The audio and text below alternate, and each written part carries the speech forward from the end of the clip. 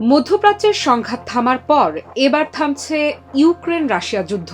যুদ্ধবিরতির ঘোষণা করেছে রাশিয়ার প্রেসিডেন্ট ভ্লাদিমির পুতিনের নির্দেশে শনিবার বিকেল থেকে শুরু হবার কথা এই যুদ্ধবিরতি। বিশ্ব যেন হঠাৎ করেই শান্ত হয়ে উঠেছে, পাচ্ছে একের পর এক ভালো সংবাদ। যুদ্ধ তো থামছে, কিন্তু কতক্ষণ? ৩২ ঘন্টার জন্য যুদ্ধবিরতির ঘোষণা দিয়েছে রাশিয়া।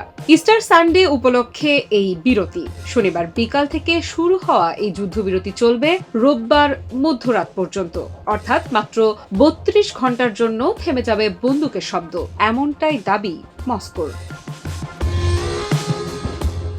ক্রেমলিন জানিয়েছে সব ফ্রন্টলাইনে সাময়িকভাবে হামলা বন্ধ রাখার নির্দেশ দেওয়া হয়েছে। প্রায় ৮০০ মাইল দীর্ঘ যুদ্ধরেখা যেখানে প্রতিদিন চলছে তীব্র লড়াই, সেখানে এই বিরতি নিঃসন্দেহে বড় একটি ঘোষণা।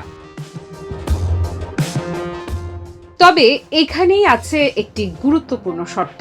রুশ সেনাদের সতর্ক থাকতে বলা হয়েছে। যে কোনো উস্কানি মোকাবেলার জন্য প্রস্তুত থাকতে হবে, অর্থাৎ যুদ্ধ থামলেও আঙুল ট্রিগারেই থাকবে। রাশিয়া শুধু ঘোষণা দিয়েই থেমে থাকেনি, তারা ইউক্রেনকে আহ্বান জানিয়েছে এই পদক্ষেপ অনুসরণ করতে। কিয়েভ কি সেই পথে হাঁটবে? ইউক্রেনের প্রেসিডেন্ট ভলোদিমির জেলেনস্কি বলেছেন তার দেশ সমানভাবে সাড়া দিতে প্রস্তুত, কিন্তু তার কথার ভেতরেই লুকিয়ে আছে সংশয়। কারণ অতীতের অভিজ্ঞতা খুব একটা আশাব্যঞ্জক নয়। এর আগে বহুবার স্বল্পমেয়াদী যুদ্ধবিরতির ঘোষণা এসেছে, কিন্তু প্রতিবারই একে অপরের বিরুদ্ধে যুদ্ধবিরতির শর্ত লঙ্ঘনের অভিযোগ তুলেছে দুই পক্ষ। ফলে এই ধরনের বিরতি অনেক সময়ই শুধু কাগজে কলমে সীমাবদ্ধ থেকেছে। আমি ভরসা রাখি হিরন স্মার্ট ওয়াটার পিউরিফায়ারে। বিশ্লেষকদের মতে এমন বিরতির সময় উভয় পক্ষই নিজেদের অবস্থান মজবুত করার চেষ্টা করে।